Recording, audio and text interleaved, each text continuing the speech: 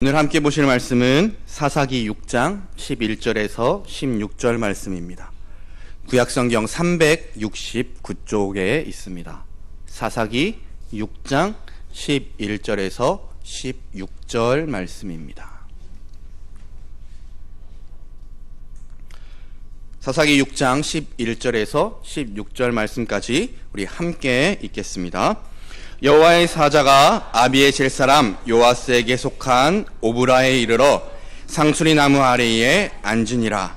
마침 요아스의 아들 기드온이 미디안 사람에게 알리지 아니하려 하여 밀을 포도주 틀에서 타작하더니 여호와의 사자가 기드온에게 나타나 이르되 큰 용사여 여호와께서 너와 함께 계시도다 하매 기드온이 그에게 대답하되 오 나의 주여 여호와께서 우리와 함께 계시면 어찌하여 이 모든 일이 우리에게 일어났나이까.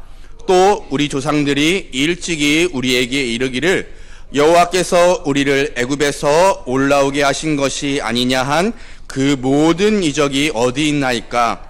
이제 여호와께서 우리를 버리사 미디안의 손에 우리를 넘겨주셨나이다 하니 여호와께서 그를 향하여 이르시되 너는 가서 이 너의 힘으로 이스라엘을 미디안의 손에서 구원하라. 내가 너를 보낸 것이 아니냐 하시니라. 그러나 기드온이 그에게 대답하되 오 주여 내가 무엇으로 이스라엘을 구원하리이까. 보소서 나의 집은 므낫세 중에 극히 약하고 나는 내 아버지 집에서 가장 작은 자니이다 하니 여호와께서 그에게 이르시되 내가 반드시 너와 함께하리니 내가 미디안 사람을 치기를 한 사람 치듯 하리라 하시니라. 아멘. 할렐루야. 하나님의 은혜와 복이 오늘도 주님 앞에 예배하러 나온 우리 사랑하는 성도님들의 삶 속에 가정 속에 늘 함께 하시기를 축원합니다.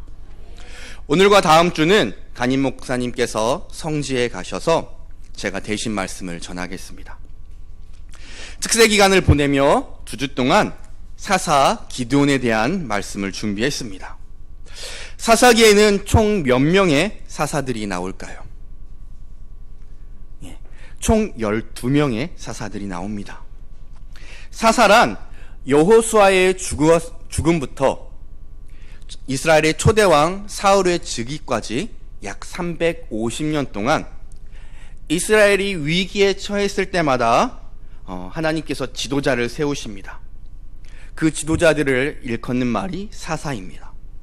그렇다면 사사기는 이 사사들의 이야기를 중심으로 당시의 역사를 기록하고 있는 책입니다. 오늘 우리가 함께 살펴볼 기드온이라는 사사는요 12명 중 5번째 세움받은 사사입니다. 기드온은 미디안의 압제로 이스라엘이 고통받던 중에 이스라엘 백성들이 하나님께 부르짖자 하나님께서 기드온을 세우셔서 이스라엘을 구원하셨습니다.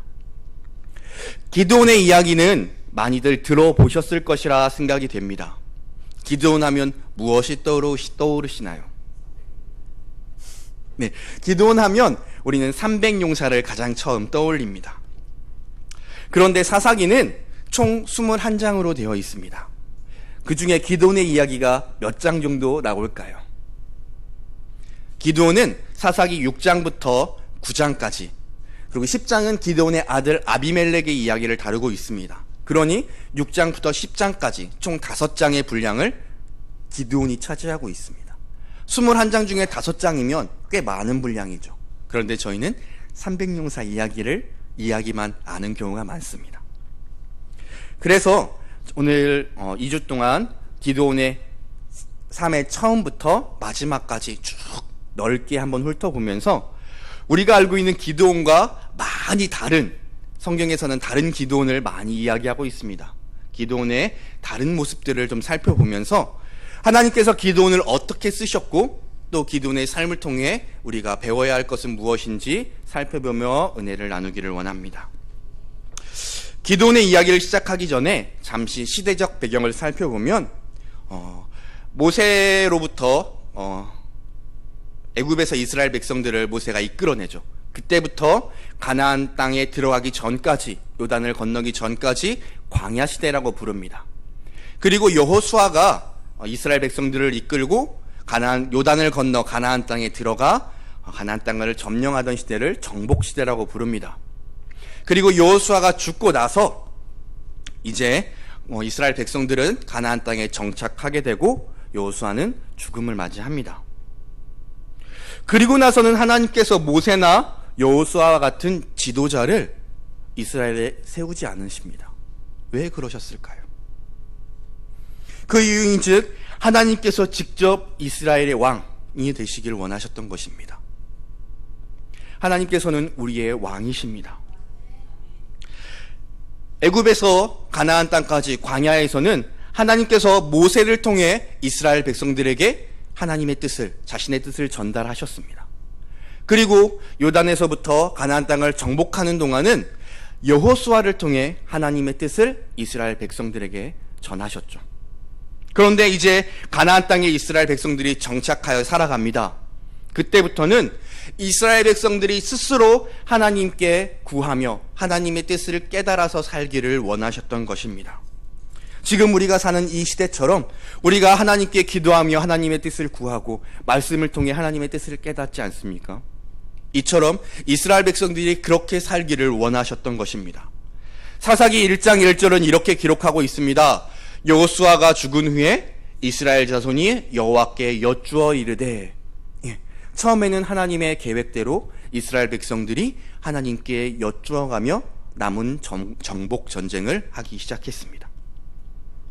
그러나 결국 이스라엘 백성들은 하나님의 뜻대로 가나안 원주민들을 가나안에서 모두 내어쫓지 못합니다. 그리고 그들과 함께 거주하게 되죠. 그리하여 원주민들이 섬기는 이방신들을 함께 섬기게 되고 여호와 앞에 악을 행하게 됩니다. 이때부터 사사시대가 시작이 되고요. 이 사사기는 이스라엘 백성들의 타락과 하나님의 구원의 이야기가 반복됩니다.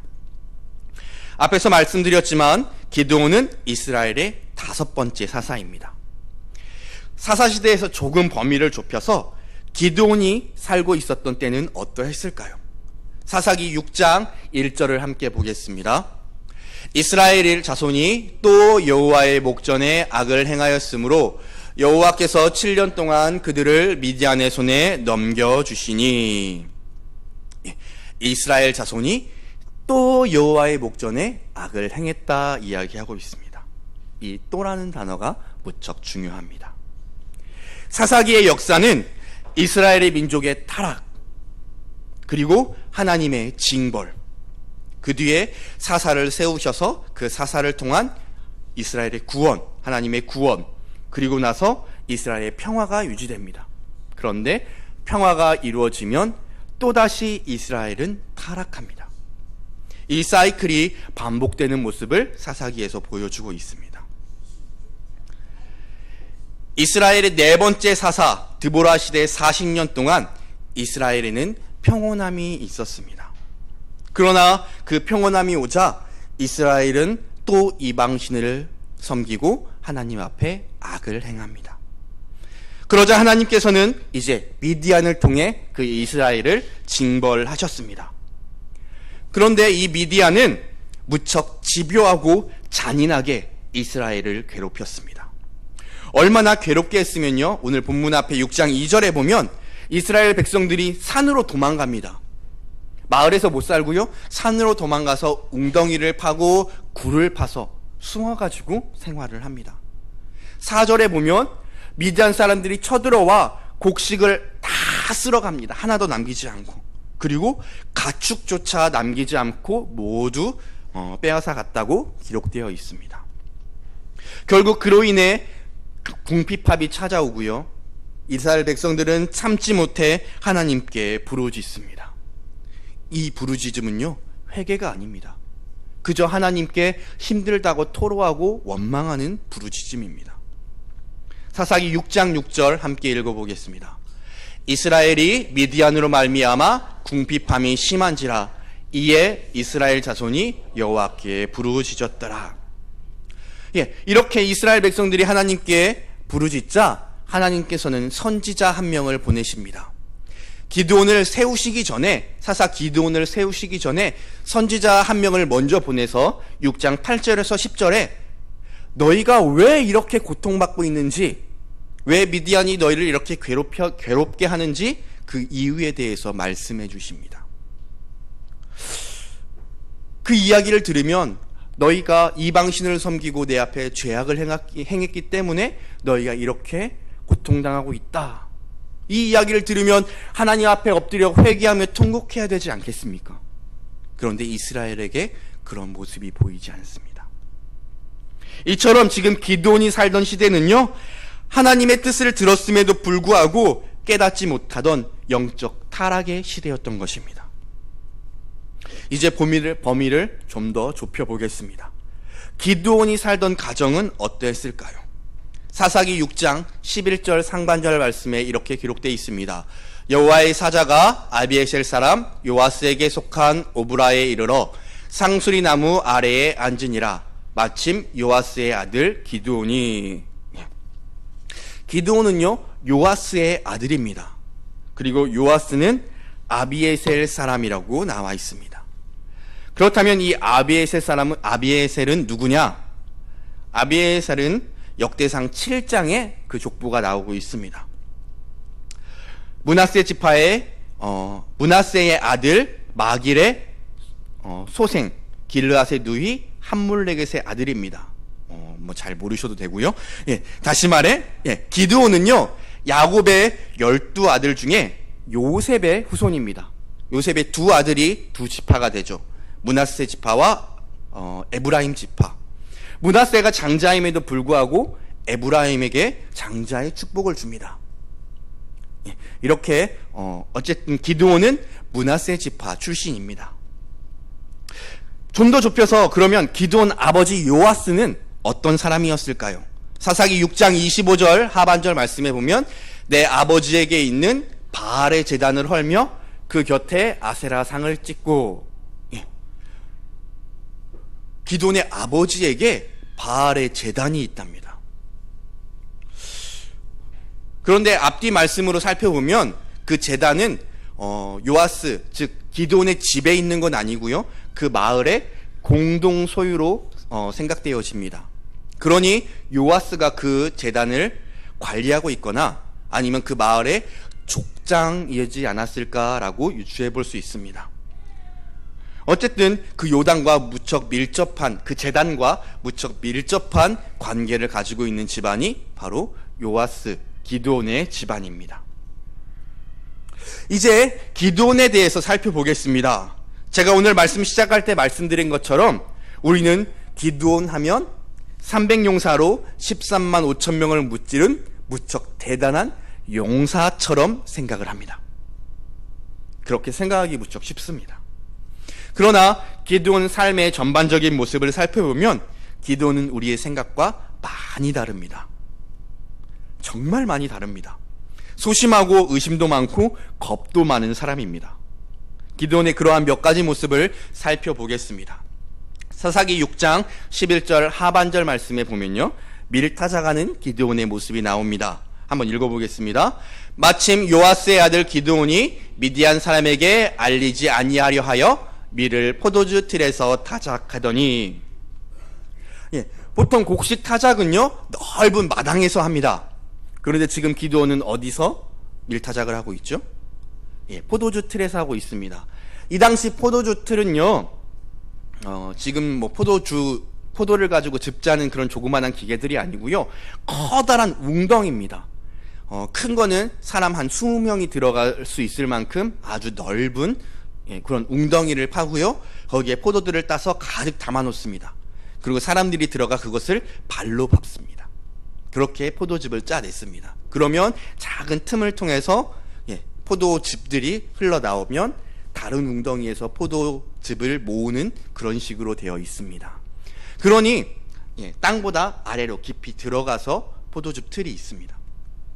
그러니 옆에서 보면 그냥 포도즙을 짜는구나 라고 볼 수도 있고요, 쪼그리고 앉으면 지나가는 사람들에게 보이지 않을 만큼 이렇게 숨어서 밀타작을 하고 있는 게 지금 기드온의 모습입니다.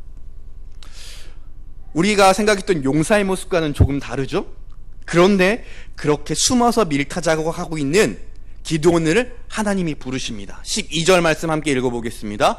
여호와의 사자가 기드온에게 나타나 이르되 큰 용사여 여호와께서 너와 함께 하시도다 하매. 전혀 어울리지 않습니다.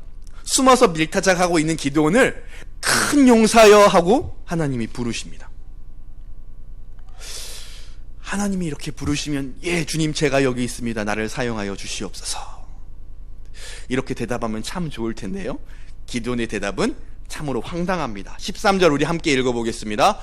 오 나의 주여 여호와께서 우리와 함께 계시면 어찌하여 이 모든 일이 우리에게 일어났나이까. 이제 여호와께서 우리를 버리사 미디안의 손에 우리를 넘겨주셨나이다. 기드온도 이스라엘 백성들이 부르짖을 때 하나님께서 보내셨던 선지자의 책망을 들었을 것입니다.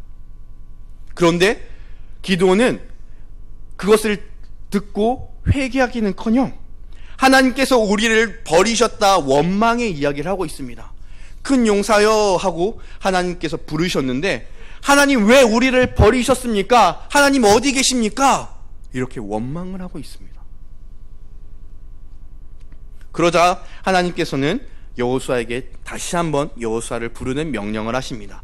너는 가서 14절 말씀입니다. 너는 가서 너의 힘으로 이스라엘을 미디안의 손에서 구원하라.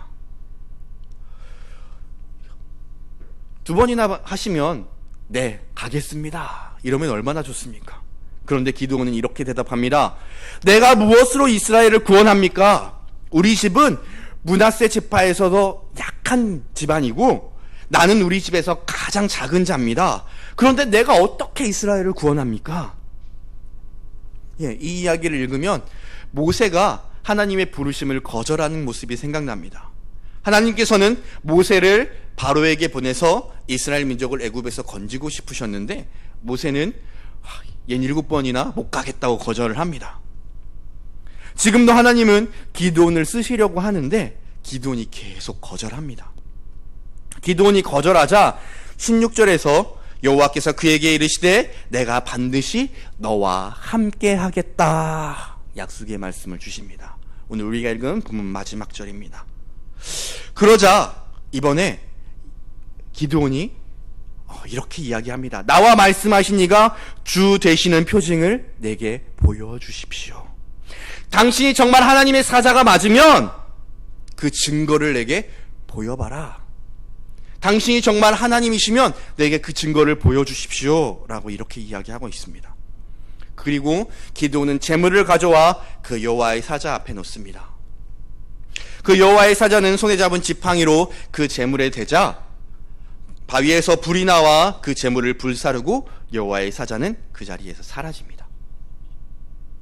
이에 기드온이 하나님의 사자이었음을 깨닫고 거기에 제단을 쌓고 여호와 살롬이라고 부르게 됩니다. 이 제단을 쌓은 곳이 오브라라는 지역에 있습니다. 다음 주 말씀 중에 이 오브라라는 곳이 무척 중요하게 등장하게 되니 기억해 주시면 좋겠습니다. 자, 이제 이렇게 드디어 기드온이 이스라엘의 5번째 사사로 세워졌습니다. 그리고 사사 기드온이 첫 번째 받은 명령은요, 아버지에게 있는 바알의 제단을 헐고 아세라 상을 찍어버리는 것이었습니다. 우리 25절 한번 읽어보겠습니다. 그날 밤에 여호와께서 기드온에게 이르시되 내 아버지에게 있는 수소 곧 7년 된 둘째 수소를 끌어오고 내 아버지에게 있는 바알의 제단을 헐며 그 곁에 아세라 상을 찍고. 이게 기드온이 받은 첫 번째 명령입니다. 그런데 기드온은 하나님의 이러한 명령을 받고 어떻게 이 일을 처리했을까요? 27절 하반절 말씀 우리 같이 읽어보겠습니다. 그의 아버지의 가문과 그 성읍 사람들을 두려워함으로 이 일을 감히 낮에 행하지 못하고 밤에 행하니라. 소심한 기드온의 모습이 여기서 또 드러납니다. 성읍 사람들의 눈을 두려워하고 그들의 눈을 의식한 기드온은 밤에 몰래 기드온의 아버지 요아스가 그 제단을 관리했기 때문에 제단의 쉽게 들어갈 수 있었겠죠. 밤에 몰래 가서 그 제단을 헐어버리고 그 옆에 있던 아세라상을 찍어버립니다. 그러자 그 다음날 아침에 그 성읍이 난리가 났습니다. 자신들이 섬기던 신의 제단이 무너져 버렸고 아세라상은 도끼로 찍혀서 다 부셔져 있습니다. 그래서 성읍 사람들은 이 일을 행한 자가 누군지 수소문하여 찾기 시작합니다.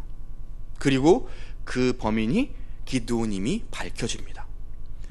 그러자 마을 사람들은 요아스의 집에 찾아와 기드온을 내어놓아라. 그는 당연히 죽어야 된다라고 하며 기드온을 찾고 있습니다.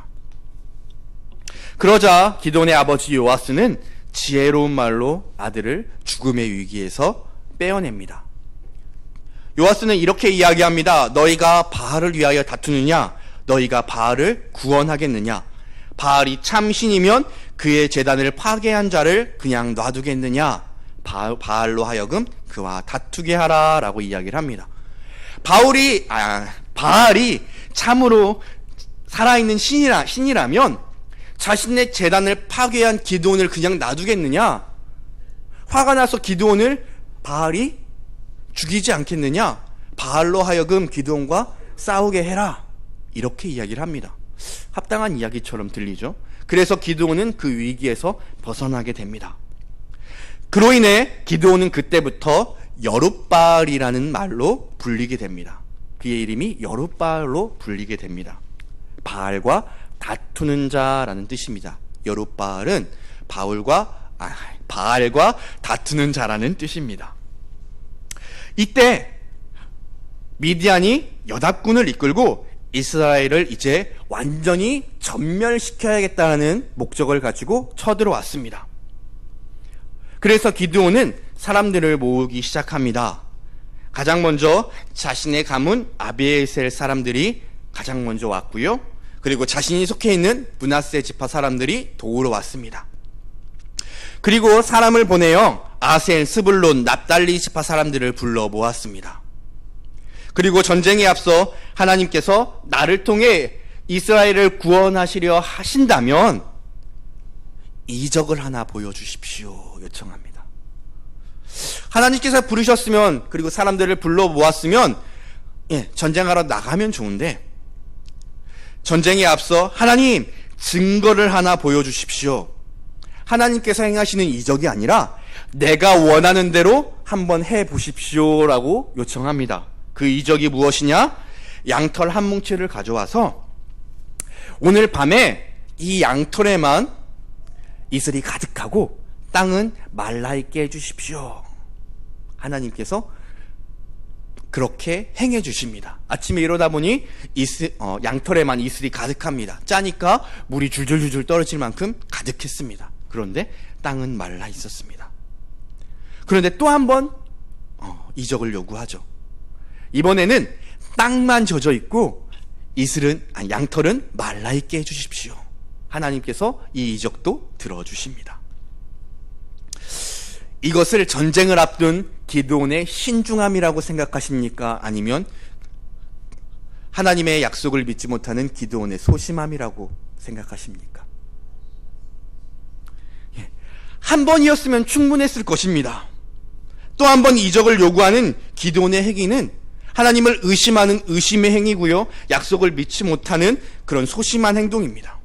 왜냐하면 39절 상반절에 이렇게 나와 있습니다. 한번 읽어보겠습니다. 주여 내게 노하지 마옵소서. 내가 이번만 말하리이다. 자기가 하나님께 요구하는 것이 하나님이 화내실 만한 일이라는 것을 본인도 알고 있어요. 주여 노하지 마옵소서. 내가 조금 의심스러우니까 한 번만 더 보여주십시오. 이런 이야기입니다. 혹시 양털에 물이 가득했던 게 우연히 된 일이 아닐까? 밤에 몰래 어떤 사람이 와서 물을 붓고 간 건 아닐까? 이런 의심이 기드온 속에 있었던 것입니다. 얼마나 기드온이 하나님의 부르심의 확신을 가지고 있지 못한지 여실히 보여주는 모습이라 할 수 있습니다. 그러나 하나님께서는 이러한 기드온의 요구를 들어주시며 기드온에게 확신을 주십니다. 이제는 전쟁하러 가야죠. 그렇지 않나요? 그런데 전쟁하기 전에 하나님께서 소심한 기드온을 위해 하나의 방법을, 하나의 일을 또 준비해 주셨습니다. 왜냐하면 지금까지는 함께 있었던 사람이 32,000명인데 자신이 데리고 가는 인원이 32,000명의 100분의 1도 안 되는 300명으로 줄어버렸습니다. 그러니 의심이 생길 수도 있고요, 두려울 수도 있습니다. 그래서 하나님이 하나의 방법을 또 마련해 주셨습니다. 7장 10절 말씀 함께 읽어보겠습니다. 만일 내가 내려가기를 두려워하거든 내 부하 브라와 함께 그 진영으로 내려가서 그들이 하는 말을 들으라. 내려가서 그래서 부하 브라와 함께 미디안 진영으로 조용히 내려가 봅니다. 그랬더니 두 명의 병사가 꿈 이야기를 합니다. 그 꿈인즉 한 떡덩이가 굴러와서 미디안 진영을 쳐서 모든 장막을 무너뜨리는 꿈을 꾸었답니다. 옆에서 꿈을 드는 사람이 그 꿈을 해석하기를 이것은 하나님께서 미디안 진영을 기드온의 손에 넘겨주셨다라는 해석을 합니다. 그 이야기를 들은 기드온은 이제 확신을 가지고 전쟁하러 갑니다. 그런데 10절 다시 한번 보실래요? 10절 앞에 보시면 만일 내가 내려가기를 두려워하거든 이라고 나와 있습니다. 그러니까 기드온은 지금 미디안에 사람들이 모여있는 그 전장이 어떠한 것인지 정탐하고 확인하러 간 것이 아니라 전쟁을 시작하는 것이 두려워서 내려갔습니다. 두렵지 않았으면 내려갈 필요가 없어요. 그냥 300명을 데리고 출발하면 됩니다. 그런데 내가 두렵거든 내려가라고 하나님께서 말씀하셨습니다. 그러니까 두려워서 내려간 것입니다. 그러나 내려가서 그 꿈 이야기를 들은 기드온은 이제 확신을 가지고 드디어 전쟁을 하러 갑니다. 어떠십니까? 우리가 알고 있는 300명으로 14만 5천 명을 무찌른 아주 용감한 것처럼 느끼는 기드온과는 사뭇 많이 다르지 않습니까? 하나님께서는 이런 기드온을 쓰셨습니다. 소심하고 의심 많고 두려움 많은 기드온을 하나님께서는 사용하셨습니다. 마찬가지로 우리도 부족해 보이고 나는 할 수 없다 그런 생각이 든다 할지라도 하나님께서 우리를 쓰시고자 한다면, 하나님께서 우리를 붙잡아 주신다면 우리는 능히 어떤 일이든지 감당할 수 있습니다. 그러한 능력을 하나님께서 부어주실 것입니다.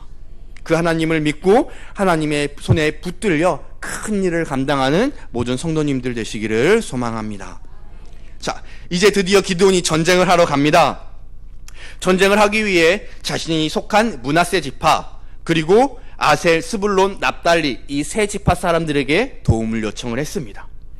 여기서 나온 지파들을 보면요, 기드온이 살고 있던 오브라 근처에 있던 지파 사람들입니다.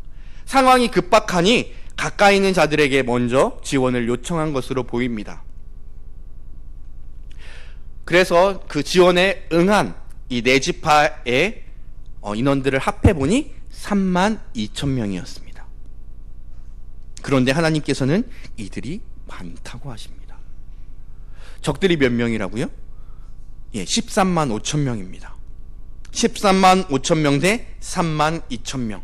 적으면 적었지 많은 숫자는 아닙니다. 공성전을 할 때 보통 공격하는 사람들이 3배 많으면 전쟁을 시작을 합니다. 이길 수 있다라고 생각을 하고. 그런데 지금은 4배 이상 많습니다, 인원이. 그러니 공성전을 해도 이스라엘 사람들이 성 안에 들어가서 수비를 하고 있어도 패할 가능성이 많은 인원입니다. 그런데 많다 이야기하시며 사람들을 돌려보내십니다. 7장 2절에 이스라엘이 나를 거슬러 스스로 자랑하기를 내 손이 나를 구원하였다 할까 함이니라 하면서 그 사람들을 돌려보내는 이유를 밝히시고 계십니다.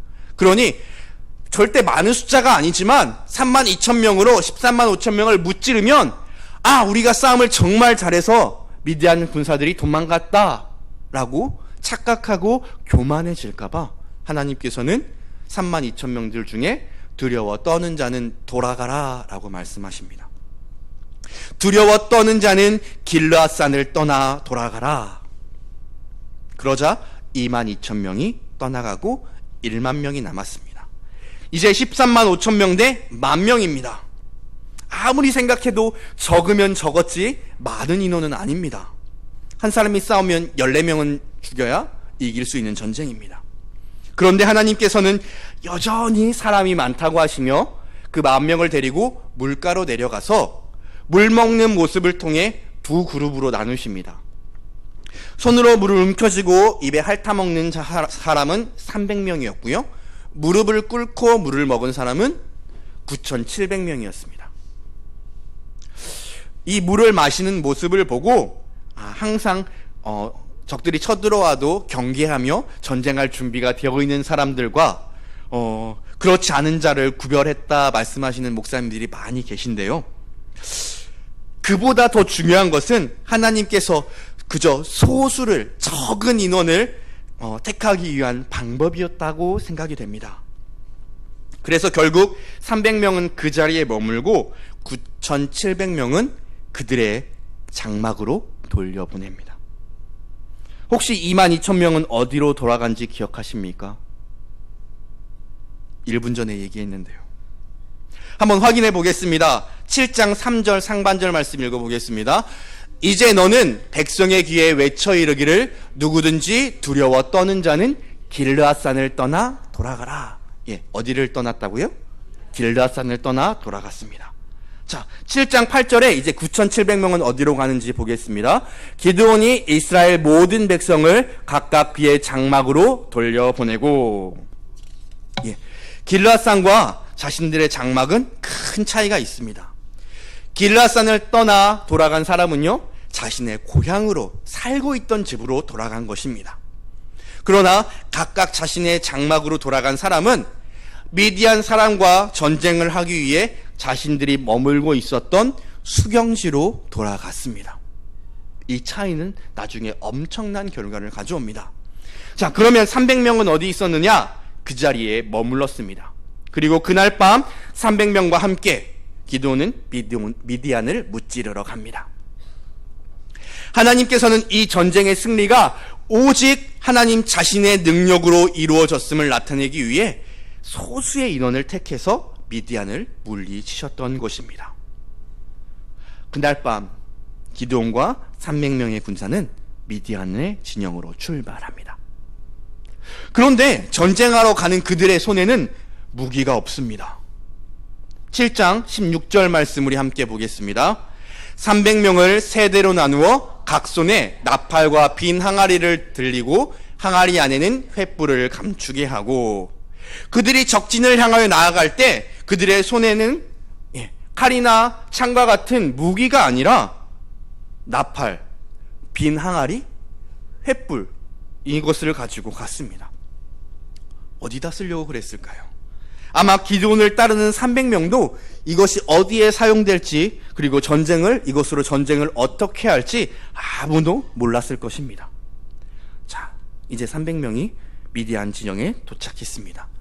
그들이 미디안 진영에 도착했을 때 이경초라고 성경은 기록하고 있습니다. 고대 이스라엘 사람들은 해질 때부터 해 뜰 때까지 밤을 3경으로 구분했습니다. 그래서 한 경에 4시간 정도, 저녁 6시부터 10시까지가 1경, 10시부터 새벽 2시까지가 2경, 그 나머지 시간을 3경이라고 구분을 했습니다. 그러니 이경초라고 하면 10시에서 12시 정도라고 생각해 볼 수 있습니다. 그러니 많은 사람들이 잠을 자고 파수꾼들만이 그 진영을 지키고 있는 상황일 것입니다. 제가 사극을 좀 무척 좋아합니다. 그것도 전쟁신이 있는 사극을 무척 좋아합니다. 태조왕건, 대조영, 불멸의 이순신, 이런 거 많이 봤습니다. 그래서 성경에서 이런 전쟁 장면들이 나오면 머릿속으로 전쟁이 일어난 장면들을 많이 상상해 봅니다. 여리고성 전투도 그랬고, 아이성 전투도 그랬고, 그리고 기드온의 이 300용사의 전투도 머릿속으로 생각해 봤습니다. 그런데 이 전투만큼 재밌는 전투가 없어요. 생각하면 생각할수록 이 전략을 계획하신 하나님의 위대하심에 놀랄 수밖에 없습니다. 제가 전쟁 상황을 조금 묘사해 드릴 테니까 머릿속으로 상상해 보시기 바랍니다. 자, 300명이 미디안 진영으로 조용조용 갑니다. 한 손에는 나팔, 한 손에는 빈 항아리, 그리고 안에는 횃불을 밝힐 수 있는 횃불이 들어있겠죠. 조용히 가니까 이제 빛들이 보이기 시작합니다. 미디안 진영에 울타리가 쳐 있고 그 안에 수많은 장막들 속에 사람들이 자고 있겠죠. 그리고 곳곳에 파수꾼들이, 보초들이 그곳을 지키며 서 있습니다. 그래서 그곳에 도착한 기드온은 그 300명을 세 부대로 나눕니다. 그래서 한 팀은 오른쪽으로, 한 팀은 왼쪽으로 그 부대를, 그 수경지를 포위를 합니다. 그리고 나서 적들이, 파수꾼이 교대를 하는 시간이라고 성경은 기록하고 있습니다.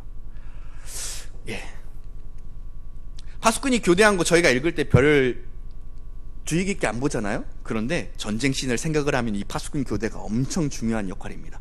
교대를 하고 교대한 사람은 자기가 자야 되는 그 장막으로 가고 있겠죠. 자, 이 시기에 이제 기드온이 외칩니다. 나팔을 불고 항아리를 깨트리며 소리를 지르고 횃불을 밝힙니다.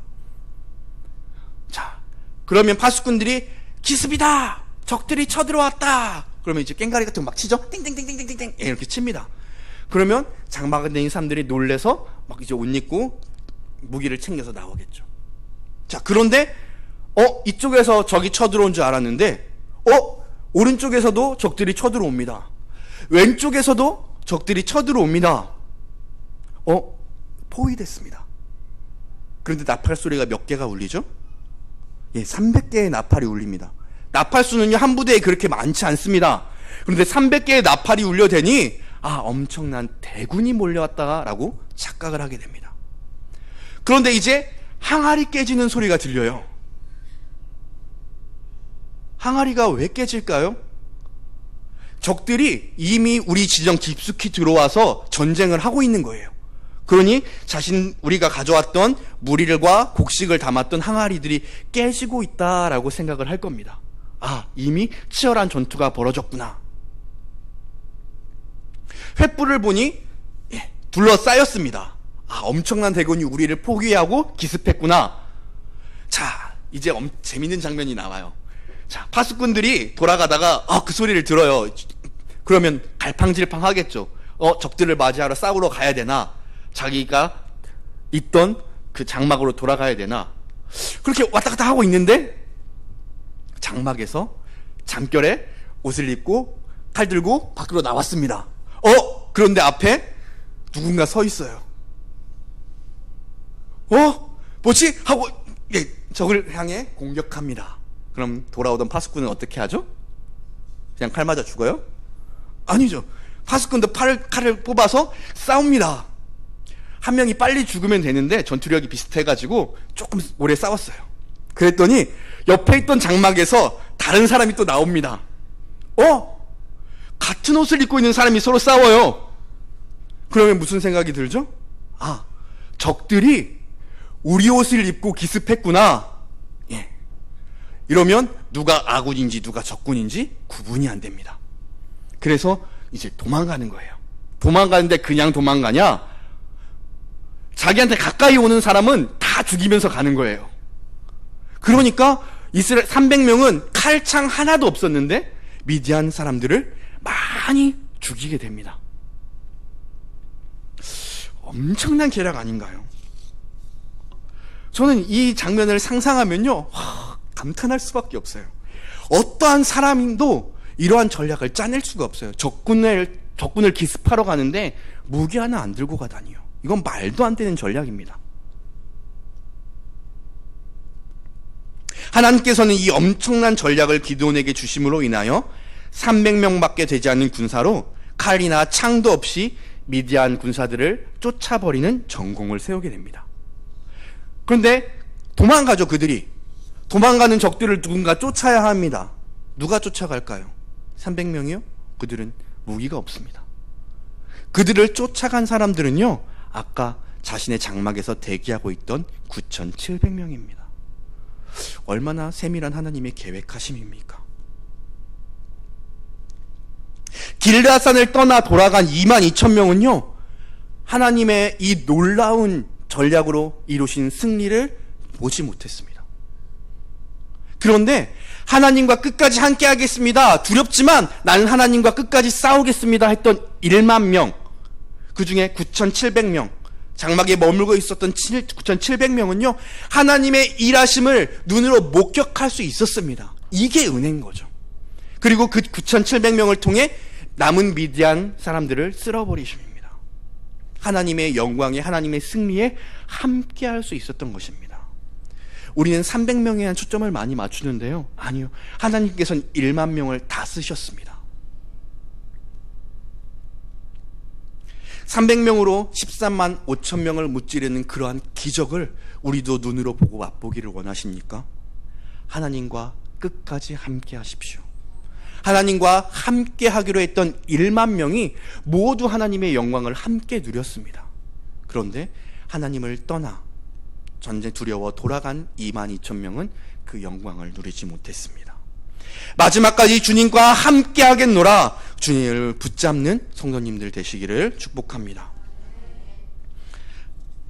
사랑하는 하나님께서는 300명뿐 아니라 하나님과 함께 하고자 했던 9,700명의 군사들에게도 이 하나님의 영광을 누리게 해 주셨습니다. 그리하여 사사기 28장 28절에 보면 이렇게 나옵니다. 함께 보겠습니다. 미디안이 이스라엘 자손 앞에 복종하여 다시는 그 머리를 들지 못하였으므로 기드온이 사는 40년 동안 그 땅이 평온하였더라. 하나님께서는 이렇게 승리를 허락하심으로 40년 동안, 기드온이 살아있는 40년 동안 이스라엘의 평온한 삶을 살아갔습니다. 기드온이 대단한 사람이라서 하나님께서 사용하신 것이 아닙니다. 하나님께서는 소심하고 의심 많고 두려움 많은 기드온을 큰 용사라 칭하시며 사용하셨습니다. 하나님께서는 약한 자를 들어 강하게 하시고 낮은 자를 들어 높이 사용하는 분이십니다. 기드온이 대단한 사람이라서 하나님께 쓰임받은 게 아니고요, 기드온을 하나님께서 능력의 손으로, 강한 손으로 붙드시니 기드온이 큰 일을 할 수 있고 큰 일에 쓰임받을 수 있었던 것입니다. 마찬가지로 하나님께서 우리와 함께 하시고 하나님의 손이 우리와 함께 하시고 우리를 붙드시면 우리도 능히 하나님의 크신 일들을 감당할 수 있는 것입니다. 그러한 능력을 또한 부어주십니다. 나를 믿는 것이 아니라 나를 사용하시는 하나님을 믿고 담대히 주의 부르심에 충성하는 성도님들 되시기를 축원합니다. 하나님께서는 300명뿐만 아니라 하나님과 함께 했던 9,700명의 군사들에게도 하나님의 영광을 함께 누리게 해주셨습니다. 우리도 그처럼 마지막까지 하나님이 일에 동참하고자 할 때, 그리고 주님과 동행하는 삶을 살아갈 때 하나님은 우리와 함께 하시고 부족한 우리도 들어쓰시며 하나님의 영광을 누리게 하여 주십니다. 사랑하는 성도님들의 삶 속에 이러한 하나님의 은혜가, 하나님의 부르심이, 하나님의 능력이 나타나기를 주님의 이름으로 축원합니다.